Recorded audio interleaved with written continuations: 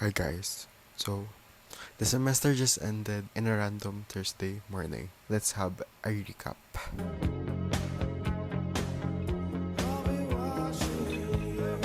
Hi guys. This is the last a day in a life as a vice student from SLU. So, I'm here with Maria Lagarin and si PB. Si PB. So, ito na yung last a day in a life ng second sem. Guys, meet Brittany and Jonathan. So, kung kailan tapos na yung school year ng second sem, doon lang sila nagkita.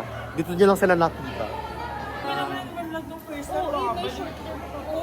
Ganyan yung sem kasi, guys. Mid-brain. May problem naman ng GC life mo. Sige, ito. Sige. So, hi guys. Last day na last message nyo. Ang message ko, Pakibilis. magpakabay-kabal. Love Ay, you always. napakak ang labi. Love you always. Ba't ganun yung mukha ko?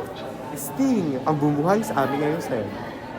Guys, ito naman sila. Name please. Sa short term.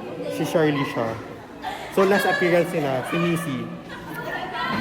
Hindi na tayo. Meron pa Sige tayong na. final exam. Last na to, guys. Last na. Sana pasado tayo. Tapos na hulaan, guys. Uy, bye-bye. Second sem done! Bye, guys! Bye! Short term. See you on... See you short term. Wala to. Malayo na naman block nito. Abangan ko anong block Block tayo. D. Block B for bye! Kapag siguro may block E doon siya sa block E. Bye, guys! Bye-bye. Bye-bye! Oh, close. Ano?